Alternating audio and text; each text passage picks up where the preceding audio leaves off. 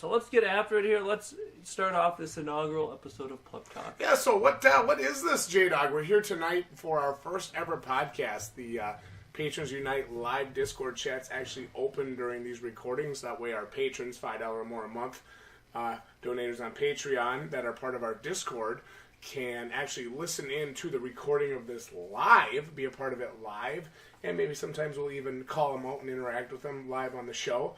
But so they could either come through in voice or in text. Absolutely. Okay, neat. Absolutely. Cool. So that's kind of a neat thing that we can do with Discord, which I like. Yeah, we have been trying to find a way to integrate that more into the channel. Yep. Absolutely. But, so we're here tonight for our first ever inaugural episode of what we are calling Pleb Talk.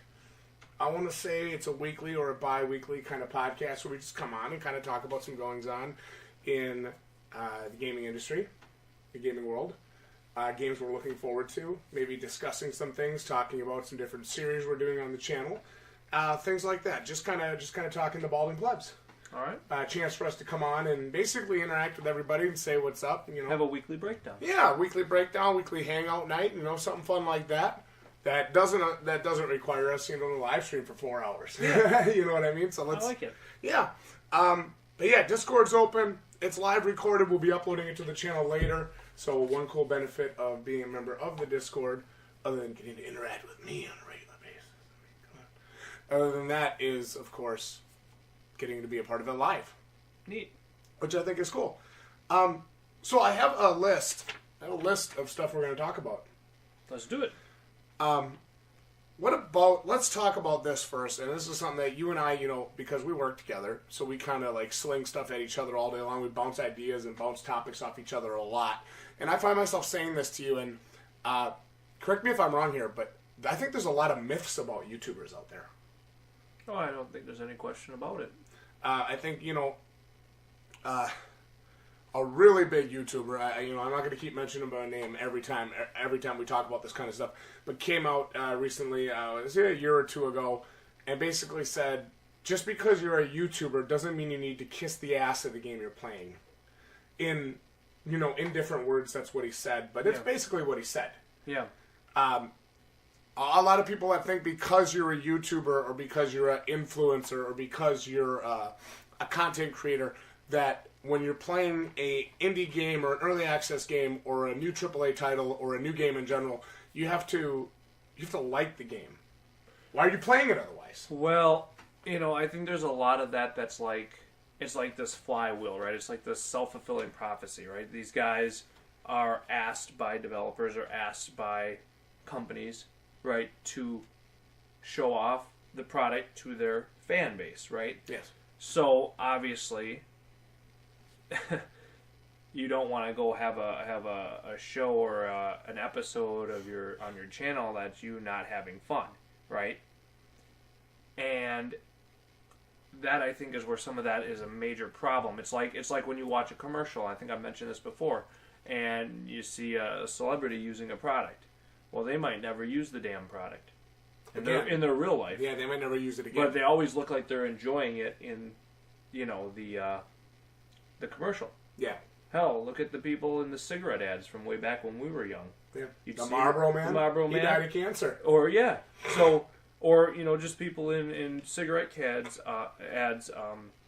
They always show them having a cigarette, young and healthy and beautiful. Seeing the people that smoke on a regular basis. So there is a certain advertiser or marketing sheen that I think gets put over some of this stuff a lot. And so it makes it hard. So a lot of times, when we come out there and we have a differing opinion, it's kind of like a shock to the system, right? Or when anybody has a differing opinion where it's not just like, oh, hey, everybody's on here loving everything, right? Yeah. And we see that often. And often. Obviously the YouTuber wants to interact positively, obviously, and especially if they have a contact with that company or something, they're probably getting some of that stuff for free, or they're getting special privileges. Well, you don't want to act like you're not having a good time. Yeah. So it's kind of an unfair thing to the viewer, because the viewer might not be really getting their true opinions. And I mean, how many times do these guys play one or two things, or one or two episodes, and then they'll never play the game again? Well, they're not out the $60. Yeah. You know, or like, the $25 from the indie horror game that really wasn't that fun. Yeah. Actually, more annoying, tedious than fun. So you're out the money, and as the guy watched them. So we see that all the time, and it's about being able to kind of separate the marketing and the nonsense from the reality. And that's where you really got to kind of get in there. You got to watch the gameplay when we do some of these reactions, when we do some of these different things where we're actually looking at the game or looking at the gameplay. And it's like, what's everybody so excited about here? Yeah, what are you so excited about? So that's just kind of the stuff. And we've been around games a long, long time, people. We've been gaming our whole lives, basically, since the early 90s. We've played a lot of good games. We've played a lot of bad games. Yeah, a lot of bad games. A lot of good games, a lot of bad games. So, but not every game is good. And just because a certain developer is behind it, or because a certain this or a certain that, a certain writer or a certain creator, doesn't necessarily mean the game is going to be good. Yeah. Right? I mean, sorry. So, I don't know how else to say it. I mean, I always feel like you should be able to, and different people do like different things. There's no doubt about it. Of course. But who are we to tell somebody what they actually like? Yeah. You know, I don't need to tell you what to like. But there are certain things where, you know, you can play a game and you can certainly say, hey, this doesn't feel right. This doesn't work right. This is not a improvement over, you know, what we played 3 years ago, right? Or something like that. This is basically a rehash, and you're asking for $60 for it.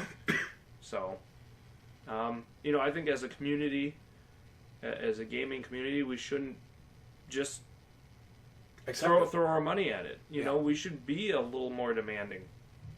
Well, you know, we should demand a quality experience for our hard-earned money. There's nothing wrong with that. Well, you definitely have to these days. You know, and so we can talk about this a little bit. Again, we don't need to get into specifics. Pretty popular channel recently, kind of under some scrutiny for calling out Diablo fans, calling them children, calling them babies, for basically saying for not supporting Diablo Immortal. But, you know, here's the thing, and it's not just that one channel, but, you know, then there's, you know, a bunch of people that say, you know, you're not entitled to any game, you're not entitled to Diablo 4, you're not entitled to this or that. I don't know if it has anything to do with entitlement, but you and I talk about this all the time. I think it has something to do with you need to stand up for yourself, and you need to tell them what you want. You know, we don't want another fucking mobile game. We want Diablo 4. We want Diablo 1 and 2 remastered. Well, the only way you really tell developers what you want is with your money. Yeah, and that's true. And that's where I think some of the issue is we bitch and moan, but the same people bitching and moaning about Battlefield 5 are buying it, right? Or the same people bitching and moaning about Fallout 76 are buying it. Yeah. So, you know, what you say you want and what you put your money toward are different. And unfortunately, developers are companies, right? And they have employees to pay. It's a business. It's a business. They respond to the money, and in our business, we do the same thing. Yeah. We don't listen to the people that don't spend the money. And that's the honest truth. And I think sometimes maybe as consumers we don't always want to hear that. Yeah. But I think as consumers we need to hear that. Well, you know, to their point, no, as a gamer, you're not entitled to anything. No. And the company is going to do what it thinks is going to be the most profitable thing for them. Of course. If you want them to not do that, and you want them to understand that that's not the direction you want the series to go, then don't fucking buy it. And don't support it. Because if you do, I guarantee you that's where it's going. Don't buy it. Don't support it. Don't promote it. I mean, the best thing you can do, you know, we talk about this, pro wrestling example. If you want a pro wrestler to go away, don't cheer, don't boo, don't react at all. Yeah. If you want a game to go away, don't even talk about it. Yeah, basically. So, you know, that's the reality of the situation. And, you know, I was thinking about this throughout the week. You know, you look at some of these games, and you can take something like Fortnite as an example, right? Okay. Maybe not by any stretch of the imagination the best game ever, right? Not really even a game that is got a great story or really that memorable, right? Yeah. But it appeals to a ton of people, and it makes a ton of money, right?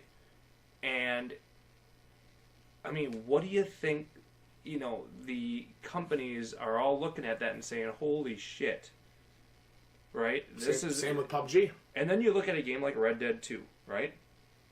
Which is a game that I'm truly enjoying, that you might even call a work of art, right? I mean, this is about as good as video games have been. Yep. From a storytelling standpoint and just a visual standpoint. And that takes 7 years to make that. 3,000 employees, right? Yeah. Hundreds of thousands, if not 1 million or more man hours to make that. Yeah. And yes, it's sold well. But look at the time sink. And I mean, that company, Rockstar, his entire livelihood is on the success of that game. Yeah. Right? If that game flops, they're in big trouble. They're going to take a hit. Granted, they're going to have Grand Theft Auto 5 and they have some other properties. I understand that. Of course. But the risk is huge for these AAA games. It's an incredible risk. So when you can release Fortnite, right? Yeah. For you're not wrong. Not a huge investment, initially, and get it to 20 million people, 40 million people, whatever, 80 million, whatever it is, it's millions. Free. And not everybody's going to buy something, but some people are. Yeah. And, wow. Especially when you start getting into the hands of people like Shroud, Dr. Disrespect, big streamers, big YouTubers that have massive, monstrous followings. Well, and that's the thing.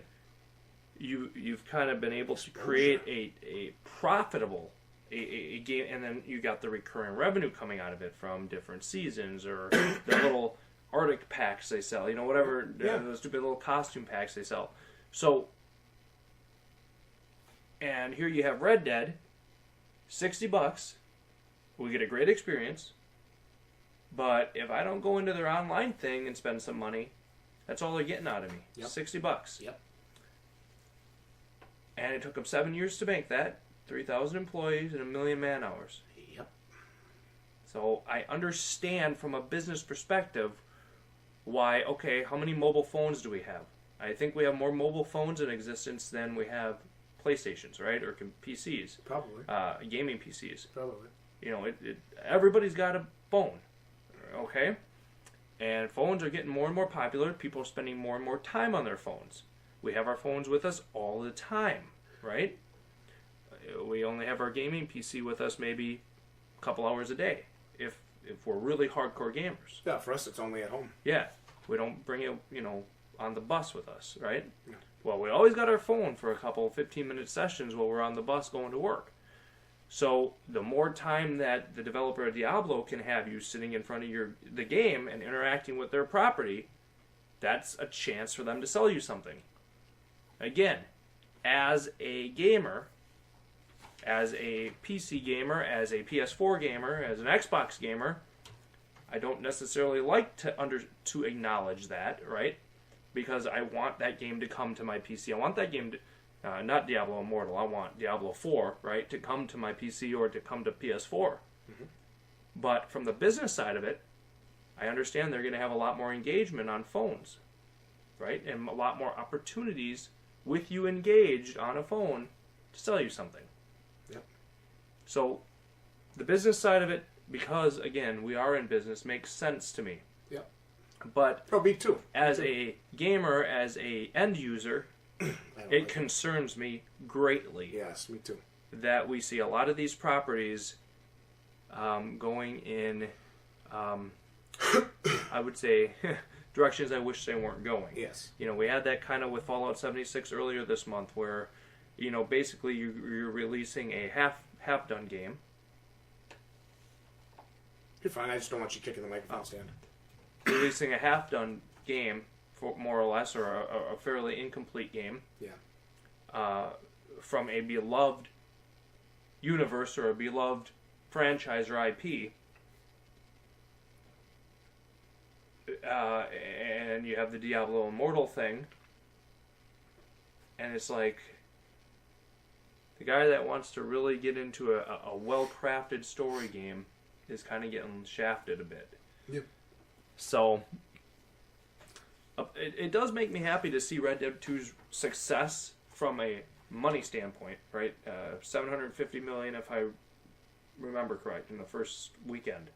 So from a money standpoint, it makes me happy to see that games have success, because that hopefully will encourage other developers to put that time and effort into creating a great game. You know, I'm glad, because I don't want to lose that. I don't either. I don't want to lose. And that. I'm really glad you kind of segued into that as we were discussing that here. Let's talk about some of the fantastic single player, or even multiplayer, just some of the fantastic experiences we've had in gaming this year in 2018. You know, obviously we've had Red Dead Redemption 2. We can't, we don't want to lose that. The remake release of Shadow of the Colossus, which I actually thought was pretty good. You can look at Monster Hunter World. You can look at God of War, Spider-Man. Yep. I mean, obviously I'm leaving some games out. Sure. Sorry. But, those are the first ones that come to mind. And, 2018's been a wonderful year. Yeah. If you want games to really sink your teeth into, I have almost 200 hours in Monster Hunter World. What's the last game I put that kind of time into? Right. And, you're pounding away at Red Dead. Did you 100% Spider-Man? Yes. Oh, Shadow of the Tomb Raider as well. Yep. And that was... that game, if you wanted to get into the exploration, you could just let yourself disappear for a while. I thought that was fantastic. Yep. So we do have some. Yes. And yes. Again, I'm not saying it's doom and gloom, and I hope nobody's thinking that I'm trying to be some doomsday. No, I'm not saying that. I just, we've got a lot of beloved franchises as gamers that we really kind of hold near and dear to our hearts. I just, it is a slippery slope, right? Absolutely. And I agree with you. I say that because, hey, the developers are going to follow the money trail, people, and I don't blame them for that one bit. Right? They have to eat. They have to put food on the table. Absolutely. They have to pay their employees. That's how it goes. But I certainly want there to be a space for great single player content or great contained multiplayer content. Right? Like the Monster Hunter World experience. I want there to be a place for that, and I just don't want to lose that. And we have had some great experiences this year. We have. What about What about the indie scene, Jdog? Celeste was Unworthy this year, or was that? Was this year? Unworthy, and the one you just played from Adult Swim. Death's Gambit. Yeah. And we've had Hollow Knight for PS4. And some fantastic releases. So we have. And it's almost like you have to look to that indie scene more and more in some ways. Yeah. And some years I find myself playing almost exclusively in the indie scene. That was a lot of the sentiment in 2017 for us. It was a year we thought we really missed on games. So. And now look at us here in 2018. It's like 2018's been a big hit. We're just counting down. Red Dead Redemption. We're just counting down to like Just Cause 4. And then as we get into 2019, it's, Resident Evil, Metro Exodus. Sekiro. Oh my god. We're so excited about that. So it's like, it's like we have great game after great game after great game. I don't remember this in 2017. Yeah, I remember a lot of lag. I remember doing a lot of games and a lot of no BS reviews in 2017 where I said, this game sucks, do not buy, uninstall, never play. Well, we've had a few of those lately. With Overkills, That's true. Walking Dead. Walking Dead, it was absolutely terrible. The Quiet Man was... Call of Cthulhu. Yeah, it was just slaps in the face. So, and that's what I mean. So, let's take Call of Cthulhu, for instance. That's a $60 game. $45 on PC. Okay, fair enough. $60, I think, on console. And you might have a 7-8 hour game there. You have I would say, maybe a replay if you're really, really into it. 1 or 2 replays. But, you look at that for $60 and I can see why it turns off some people and says, hey, single player gaming, is dead. If that's what we have to base it on. That's not a $60 game. No, but if that's what we have to base it on, yeah, they're right. Yeah, and so that's where you see, I can see somebody feeling kind of ripped off if they paid $60 for that. Absolutely, me too. And especially again, there you go. You take an IP, you take a pretty, popular mythos, right? And you don't really, I'd say you don't really give it the respect it deserves. Yeah, I know. I don't think so either. And I think Cosmic Horror is something that's missed a lot. Yeah. When they try to do those games. And so it's just a slippery slope. It's just things that I've kind of been thinking about, and it's like we've had some major hits, we've had some misses. So I don't want to see every game end up on the phone, end up as a battle royale with $20 DLC packs. Yeah. Right? And I hope we don't trend that way. Yeah. So, but it looks like we've got some good things to come out though as we move to 2019. And I absolutely agree with you. I definitely think we're moving in the right direction, especially as we talk about some of these great single player franchises. We look at games like Resident Evil 2, the remake. You look at games like Metro Exodus. Sekiro Shadows Die Twice. And you can even look at, it's not out yet, but you can look at a game like Days Gone, which if they execute that right could be really, really good. Yep. But it could also, like we've been talking, it could end up being one of the biggest misses too. So, we do have some great single player content on the horizon, and so I don't think it's all bad. No, it's not. I think there's definitely some doom on the horizon, some gloom on the horizon, but I do think that we've got beacons of hope. We've got some beacons of hope in there too. Definitely. So, Jdog, let's just talk about the Balding Plebs for a minute. First of all, 1,450 subscribers as of the recording of this podcast. A high five, first off. Awesome. Very proud of that. Thank you all. Yeah, thank you all so much for supporting us. This has been a hell of a journey. Ups and downs for sure. Yep. That's actually one final myth about YouTuber that we should kind of talk about. All right, let's do it. Some people think that because we're YouTubers, we spend all day in front of our computer and watching trailers and gameplays and researching companies and doing all this stuff. That is 100% false. For us, anyway. Yeah, it is for us. It's false. I know for some people it's true. Yeah. Because that's their main job. This is not our main job. This is it maybe if we put 3 more zeros on the end of the subscriber number. Yeah, if you put 3 more zeros on the end of it, maybe then we'll talk. But let's talk about that for a second, because we have a job outside of YouTube. We do work together outside of YouTube, and this is not a substantial stream of revenue yet. Not yet. To the point to where we can say, fuck off, real world. Well, no, we're the point where we could pay our rent and put food on the table. Yeah. That's true. So we might have to make a couple shitty AAA multiplayer phone games first. Yeah. Well, the reality is, look, I don't know if there's anybody out there that believes the illusion of YouTube where you can just go on there and you're going to start breaking in a bunch of cash. And there might be some people that get lucky and that happens too. Yeah. But for the most part, if you're looking at being a YouTuber, you're on here every day. You're doing content. Yep. You're getting paid nothing. I mean, that's reality. Yep. And we've been here for almost a year, and 1,450 subscribers. I feel really good about that. It's a hell of a lot more than I ever thought. I never thought we'd get to 1,000 in the first place, to be honest with you. I thought it would take a long time for that. E3 was the skyrocket that put us to the moon. It was great. And, we've had a few major ups happen that have really helped push us up there. But the reality of the situation is, we make about, what, $25, $30 a month? Yeah. From YouTube. That's the reality of it.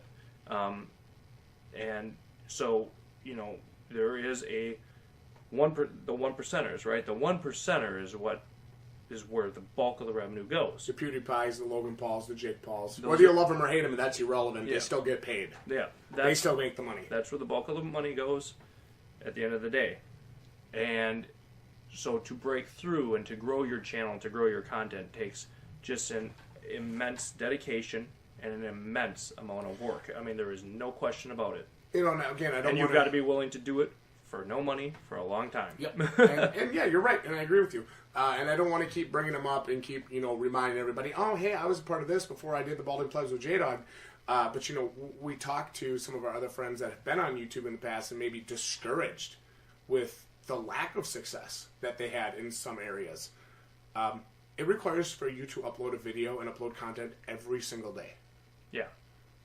Maybe not a 30-minute video, but it requires you to upload a video once a day with some form of relevant, interesting, engaging content. That's right. Whether it's a reaction, a collector's edition breakdown, which, if I may say, my favorite new series here on the Balding Plebs. Very fun series to do. Yes. Whether it's a collector's edition breakdown, a no BS review, a gameplay, or even maybe like a live stream highlight, something like that. You have to have something. You have to have some form of content to engage your viewership. True. And when you don't have that, YouTube says, okay, this channel doesn't give a shit. This channel's not uploading or producing content. So, fuck them. They're not relevant. And Basically. you get pushed to the bottom of all those hundreds of thousands of millions of YouTube channels. That's right. And you don't get analytics. You don't get push. You don't get, any of that. And you lose. Whether you like it or not. You lose out. Yes, you have to be extremely dedicated if you want to do YouTube. There's no doubt about it. Yep. Anybody that tells you different either got very, very lucky or doesn't YouTube. Yeah. Or they're lying to you. One of the three. Yeah, it takes an immense amount of dedication. It's something that Neo and I enjoy doing. But we do it every night. But we do it every night. Religiously. Yep. Whether we worked 12 hours or, if we work 12 hours and we don't have a video ready for the next morning at 7 a.m., I come down and I do one. You gotta come do a video. Or I come do a gameplay recording, or I come on and I do a pleb news, or I do something. Well, that's what it takes. It is. It is. It's no doubt about it. It is an immense amount of dedication. It is one of those things where when you do see some success, whether it's a pop in subscribers or it's people coming on here and interacting with your videos, whether leaving comments and having a discussion with you, it is very rewarding. So I don't want to sit here and sound all doom and gloom and like, oh my God, nobody should ever YouTube. I don't want to sound like that because that's not reality. It is very, very rewarding when people interact with your content, when people out there choose to watch your content. It is very, very rewarding. Or when somebody comes on and says, hey, I just found your video about this collector's edition, or about this product, or about this game, you saved me $60, or you helped me decide to buy it. Mm-hmm. Or, stuff like that. Like, those are feel-good moments. And we've been able to meet a lot of cool people. We have. That's been a really great thing. When people will come on and they'll say, I just love your collector's edition breakdown review. It's my favorite content on this channel. I'm like, God damn, thank you. That's our original content. Like, that's cool. Yeah. Very rewarding. So there is positives, absolute positives to it. But you've got to be willing to put yourself into it every day. But yeah, I definitely think it's a myth that people who YouTube, whether you have 1 subscriber or you have 100 million subscribers, I think it's a myth. I think it's a very false mindset that people who are on YouTube producing content for YouTube, only YouTube, only do YouTube and sit on their computers all day and produce content all day, and that's all they do, and they have nothing else to do. I think that's a very, very false mindset that not everybody has, but I think a lot of people have that mindset. Like, well, didn't you research this game before you reacted to it? Fuck no, I don't have time for that. I'm working 70 hours a week. That's the truth. We're all about the no BS. We're all about the truth. That's the truth. The truth is the truth. I don't always have time to go on to the random indie developer's website and learn how many people are in their studio. At the end of the day, is the game fun? Will it be worth your $25? Yes or no? Yeah, the whole thing about there's 2 or 3 people in the studio doesn't really matter for me. After playing Hollow Knight, I think that's made by 3 people, and it's one of the absolute best games I've ever played. Yeah. So I don't really give a shit how many people 2 people made this, you have to be nice to them bullshit is nonsense. Yeah.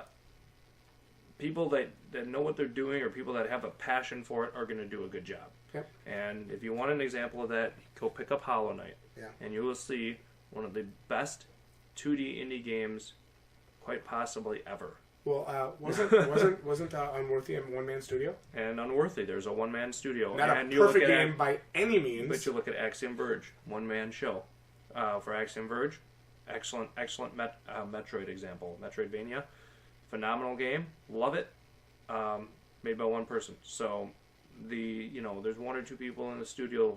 Excuse just doesn't cut it for me. No, I agree. Yeah, I think that's bullshit. Yeah. I'm not saying 1 or 2 people are going to be able to produce Red Dead 2 by any stretch. I'm not saying that. But I'm saying, there is a great quality difference in game that is apparent in some games that you can point out. You know, and again, how many people make the game doesn't matter to me specifically. I mean, the game is either a good game to play or it's not. So that's the reality of it. Yeah, absolutely. So do you want to save the 2-hour Steam review discussion for this week or next week? Oh, well, we'll need something for next week. All right, we'll save that for next week. All right. So let's move on. Let's talk about channel series, Jdog. Let's talk about our channel going forward. Some of our new content that we've been bringing to the channel. We've had a lot of it. And let's talk about we're always thinking about content to do. Yeah, absolutely. I mean, I think if you're a YouTuber, if you're somebody that does this, you know, consistently, it is something that you think about. You know, what can you do for your channel that's either different or interesting? Because at the end of the day, there's a lot of gaming channels on YouTube, right?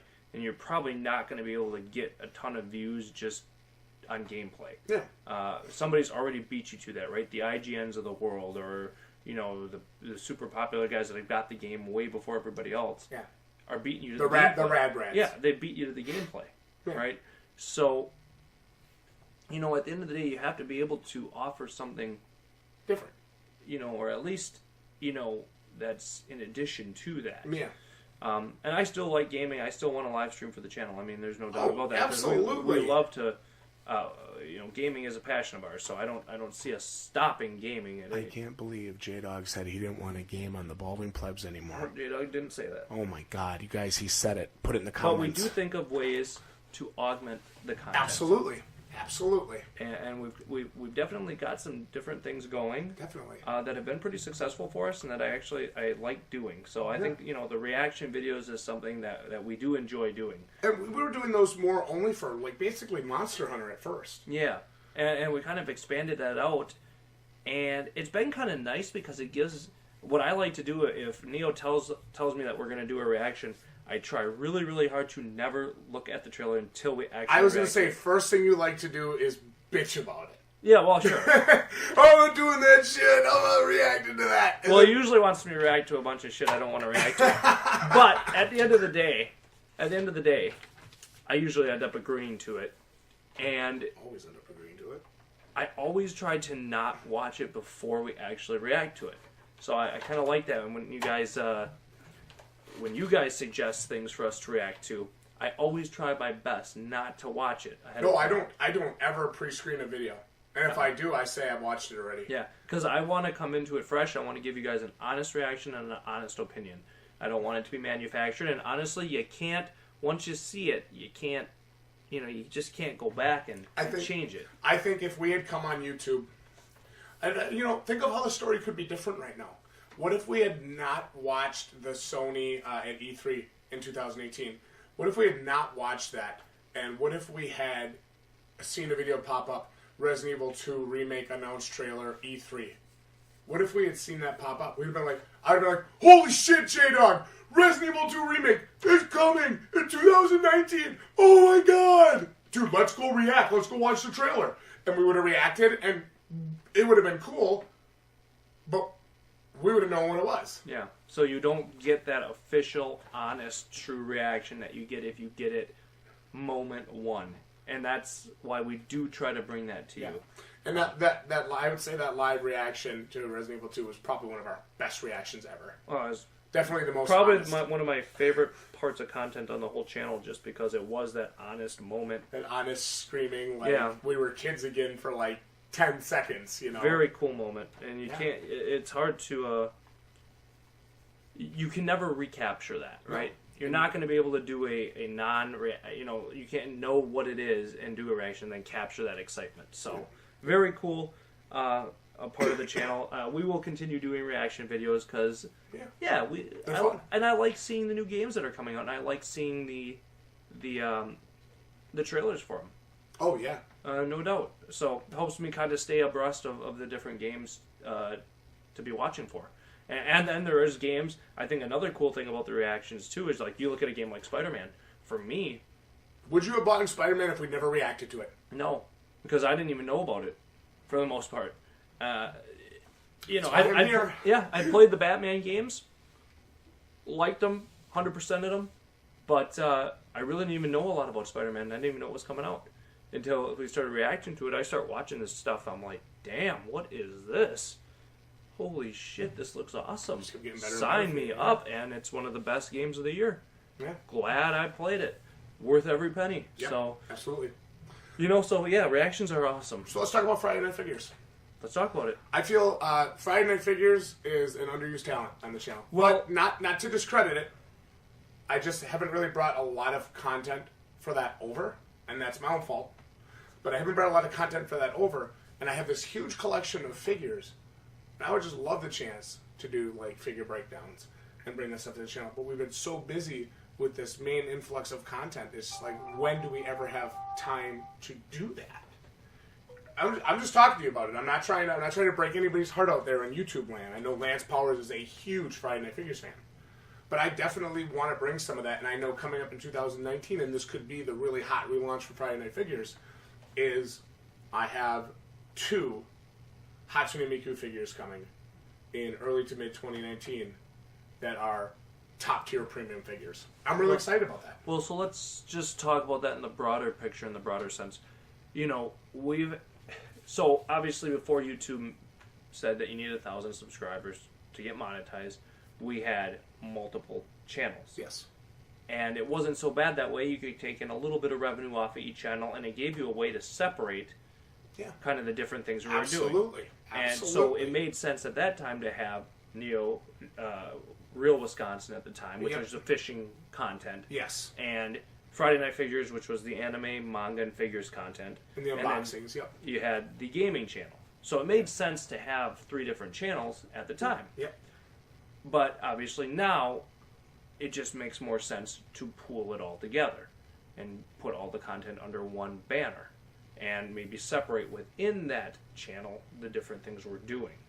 So you've got the gaming channel, right? Balding Plebs.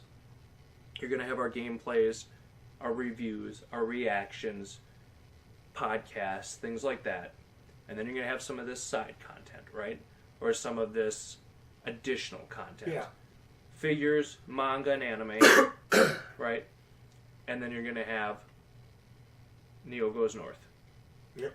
So it's easier to manage one channel now. It is. It really is. Obviously, it makes sense because all of the videos can be monetized. It helps us bring in some revenue. That makes sense. So it's a lot easier to just control everything. It is. So that's one of the bigger changes that we've been going through, just from a kind of behind the scenes, like, production standpoint, is just getting this channel, figuring out a way to have all this content on it, not have it be a hodgepodge, right?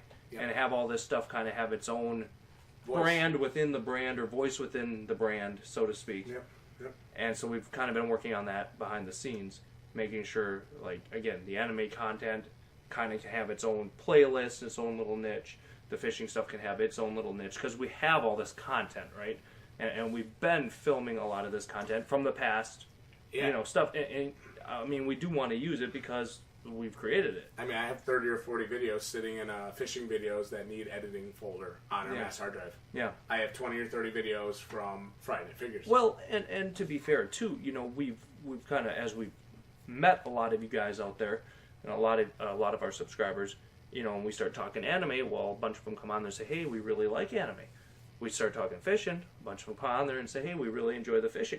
So again, it just makes sense to bring it together, combine it all together. Absolutely. And it's nice to see the shared interests amongst our subscribers, which is really cool. So that's kind of been a big thing over the last few months for us, just trying to get that all together. But it's been, I think, mostly successful. Yeah, I don't disagree. I don't disagree at all. I think it's been good. So the series, we kind of get into the series. You've got Neo Goes North. Yep. You've got Friday Night Figures. Yep. You've got reactions. Yep. You've got live streams. You've got no BS reviews. Yep. And collector's editions breakdowns. Yep. Am I missing anything? Probably. You guys tell us if we're missing Yeah. So it's a lot of different series. Yeah. Yep. But I hope they all complement each other. Yeah. In some way. Yeah. I hope that our subscribers find value in those videos. Yeah. You know, my thought is this. If you come to the channel solely for the reactions, you're going to get reaction content. Yeah. You may not get a reaction video every single day, but you're going to get reaction content. Yep. If you come to the channel for the fishing, you're going to get fishing content, and there's going to be fishing content that maybe you haven't seen before in the playlist. Yep. And maybe you'll find something through a live stream or a podcast like this where we kind of break down that, wall between what we do behind the scenes and what they see. Maybe you'll find some value in that. And if you come for Friday Night Figures, well, hey, we do awesome anime discussions. We do anime premium edition breakdowns now. We just started doing that. So, hopefully that content will kind of work together and intermingle. And, of course, if you're here for no BS, I mean, you can always count on our content being no BS because we always just tell you how it is. Yep. So, I do agree with you. And I feel like a lot of our content does kind of work together and does kind of build, help build the channel. Yeah. Yeah, I've liked it so far. And it's been a nice kind of... It's been nice to get all of this stuff together. Yeah, I think that's really been great. If I'm being totally honest with you, when we first were talking about it, I never thought you'd let me bring Real Wisconsin to the Balding Plebs. I never thought you'd go for it. Because I was going to pitch it earlier, and I was like, no, he won't go for that. He'll never go for that. But, as we started building the channel, because we would talk fishing with some of the guys during the live streams, mm-hmm.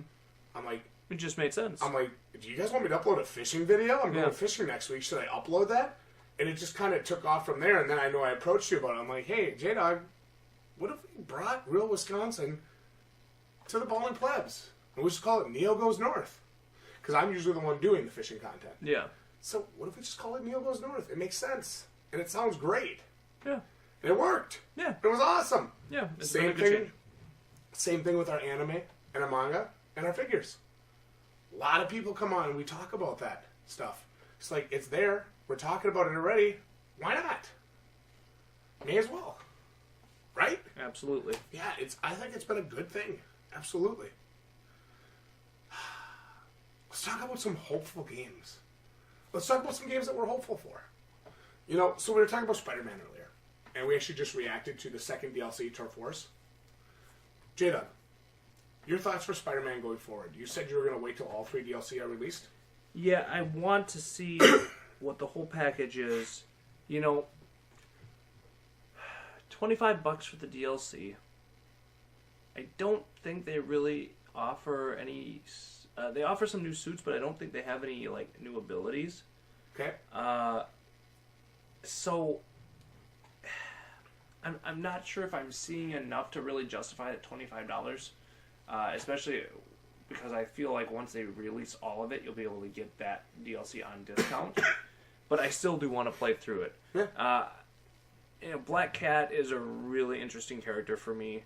I think that's going to be a really neat DLC to play through. All right. Fair enough. And, they all do kind of, to my knowledge, they all kind of coexist, or it's like an overarching story. Sure. So... It's kind of like I'm going to wait and see for it all, but I'm sure I'll end up picking it up at some point.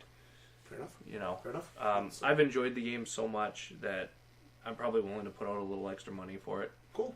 So I just want to see what I'm getting. The Tomb Raider DLC is one where I'm a little bit more apprehensive. It's a $30 upfront price. And what was that? An hour a month they said? Hour a month for 7 months, and yikes! God, I just don't know how I feel about that.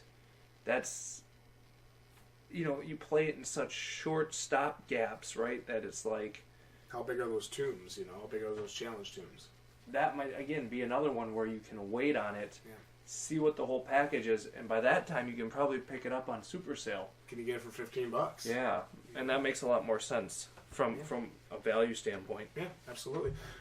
All right, one game that, I think I'm really hopeful for because I want to stay positive. I actually did a live stream for it recently. It's my first time playing the game, I would say, in 3 to 4 months. Let's talk about Monster Hunter World, Jdog.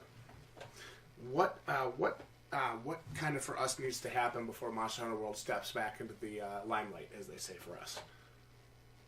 Well, I think we're both in agreement that we need new monsters. yeah, I mean, the festival thing is great and everything, but that's not going to get me back in there playing it again for the most part. No. I mean, yeah, you run around, the handler's got a cute little costume on, which is pretty great, and all the Yep. little hub girls are dressed up and decked out, and that's pretty great. But, again, the core gameplay doesn't revolve around that. It revolves around the monster hunting. Yep. I'd really like to get another monster or two in there. A couple series favorites would be what I would like. In the crossover things have been okay, but this is really making me long for like a Zenogre or a Tigrex or something. Yeah, I would love to see a three-pack monsters, Zenogre, Tigrex, and Ursula. Yeah. You guys that are watching the podcast, hit us up with your 3 most favorite monsters from Monster Hunter World and the 3 you want to see in it. Yeah, I think I agree. We got to have that. No doubt. But let's talk about Days Gone for a second. And then another game that we're hopeful for. I see you raise your eyebrows there like, oh shit, here we go. Well, we're 50-50 on this game. I'm not 100% sold on that game, but I'm also not like Fallout 76ing where I was like, 86 this shit. Yeah. They should have just called it Fallout 86. Mm-hmm. I'll take my money when you guys use that. But yeah, I think Days Gone can be really great. There's a lot of... A lot of things about that game make me unsure, like the horde mechanic. Is that going to become just a big fuck you after you get something important done and now you're dead? Yeah, and it's like a very tedious or annoying run around for survival thing. A very annoying like chaser sequence all the time. Like, yeah. That would get old. But I do still hold out hope for it. Oh, absolutely, me too. And I don't mind them. I know sometimes I hate it when games are delayed, but I don't mind them delaying this one because honestly... I mean, Red Dead was delayed a few times. It came out great. Yeah. So, if they delay it, and there's enough games coming out in that first part of 2019 that I'm not going to be hurting for games to play or watch. So if this one comes out in a lull period, that's great because it'll let me focus on it. And that's something that, again, when you pay $60 for a game, I expect to play it all the way through, at least once. If they're going to release this game and then they release them all at the same time, it's like you just can't play them all. I had that happen to me earlier this year with Assassin's Creed Odyssey. Something's got to give, right? I just can't buy Spider-Man and Shadow of the Tomb Raider and Red Dead 2 and give all those games the attention they deserve and Assassin's Creed Odyssey. Yeah. One of those is going to have to get cut. And wait till Black Friday. Wait till sale. Yeah, wait till deep sale. But you talk about the delay. I agree. I mean, look at the starting lineup for 2019. It's incredible. Mm-hmm. Devil May Cry, Metro Exodus, Resident Evil 2. I mean, dude, those are ridiculous games. Yeah, those are ridiculous hitters, big hitters, and I don't think the game getting delayed is going to be a bad thing. Why the hell put yourself in there? Why not distance yourself? Go middle of summer, or even next fall. Yeah. I think, honestly, some people talk about, oh, it got delayed again, son of a bitch. Dr. Flame messaged me, and he told me it got delayed a second time. I'm like, big deal. That was actually what I said. I don't care. Well, I'm okay with it if it means the product is going to be good. If it's getting delayed because it either they can't finish it or they don't have the money, that's different. Well, or it's a total mess and they're really not. Trouble. They have creative differences or they don't know where they're going with it or it's something like that. That's internally, different. That's a different situation. Totally different. If it's, hey, we're delaying it, we want to polish it, we feel really confident about it, there's no reason to put it out there when it might not have the success we want it to have, yeah. I can live with that. Yeah, me too. Right? I can. Totally. Especially as somebody that games often, I like it when I have my games spread out. So it's like, hey, I can have one, I can play it, I can finish it, and then I'm ready to go on to the next thing. And that's just the way I like to do it personally. Absolutely. It does feel sometimes like you have sometimes a glut of great games that you want to play. You could buy 4 games on the same day, and then it feels like sometimes you're like... You go stand at a GameStop and you're like, what the fuck do I even want to play? Yeah. Or you look on the store, it's like, wow, this is what came out this week? Are you guys serious right now? Yeah, there's nothing to talk about. Wow. But no, seriously, like my initial response to Flame was, I don't care. Yeah. I'm glad it got delayed. That's good. Let them keep working on it. Let them make it better. Mm-hmm. And if it's getting delayed for the bad reasons we talked about, then I care. Then that sucks. Mm-hmm. But I want them to push it back, especially if it's going to be making the game better. Absolutely. Okay. Black Friday deals. Here we had this big long podcast now. I actually think I'm going to end up breaking this into 2 parts. Big long podcast. Talk about games, YouTube myths, channel series, things like that. Let's space it a little bit. Let's have a little bit of fun. Okay. Tell me, what are you most excited for Black Friday? Well, Your number one deal that you're looking for. I think for me, we were just talking. Sometimes you just can't buy every game. Oh, I'll say for hopeful games. Let me just have one more hopeful game. Just Cause 4. Yeah, I hope it doesn't suck. I hope it's as good as it looks. That looks really fun. It looks like it could be really excellent. I do have a small concern that it'll get repetitive or get old. Yeah. 2 and 3 did. Yeah, and so my hope is, they added some weather events, they added some different things into Just Cause 4. My hope is that feeling of this gets old, going after the same enemy bases and blowing up the same stuff over and over, isn't going to be as significant as it was in some of the other games. Yeah. So we'll see what happens. Okay, so enough of that. On to Black Friday deals. I think mine is going to be Assassin's Creed Odyssey. A game that I think looks very good, a game that I've heard is very good. Flame was really singing his praises. Yeah, and one that I did not get a chance to pick up and play yet.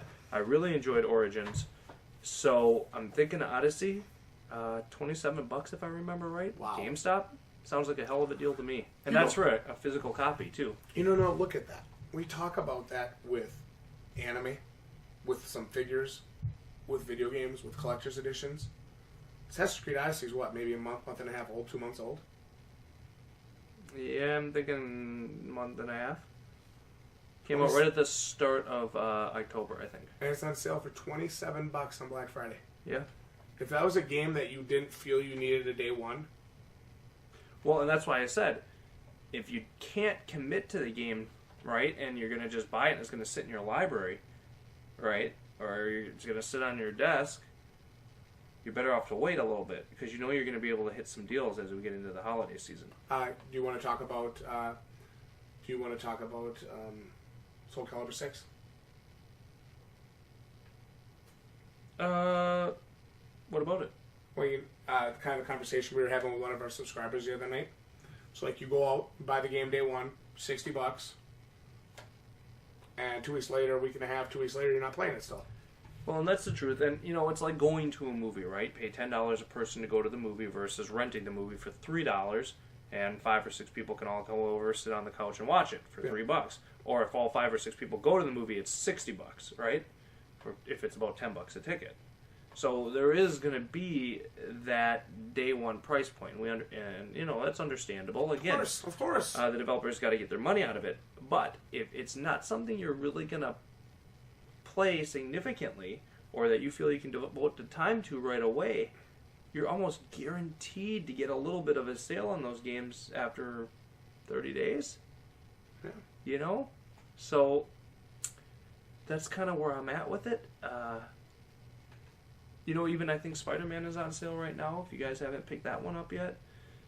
So there's a lot of different opportunities out there. Again, I have no problem with somebody saying, hey, I'm really excited for this game. I want to be there day one. Right? I have no problem with that. Totally fine. We do it all the time. Yeah. I'm not going to make fun of you for it. No, we do it all the time. It's just, it's nice to be able to pick up a few deals like that, especially, hey, we all have a gaming backlog, right? I think for those of us that are pretty hardcore gamers or people that game often, I think there's a backlog in our minds, at least for a lot of us, right? Yeah. Of games that are like, hey, yeah, I'd like to play this, I'd like to play this. But if you're not going to be able to commit to it right away, why pay the day one price for it? No reason to. So that's kind of what my thoughts is. I saw the Odyssey for $27. Definitely, I think, worth that price. Well, I saw how much you played Origins, too. And if you play Odyssey half as long as you played Origins, you'll get your money's worth. Absolutely. Because, you pounded the hours into that thing. Yeah. So, and I think I like the setting more for Odyssey. Really? Oh, yeah. The thing about Ancient Egypt is it got a little boring being all sand and You know, it was very yellow. So we'll have to see. Ancient Greece looks a little more vibrant, I would say, and a little more, diverse. Yeah. I could be wrong. I can't speak about it because I haven't played it, but that's just my thoughts based on what I've seen. So we'll have to see how it ends up turning out, but it's definitely on my agenda for Black Friday. Yeah, definitely. Anything for you, Neil? Honestly, the whole time you're sitting here talking about Odyssey, I'm thinking to myself, what the hell am I getting for Black Friday? What am I getting for Black Friday? Just stressing out, what am I going to even say? What I can show you guys, because I don't really have anything to talk about. I don't really have anything I'm looking forward to because I bought all my stuff already.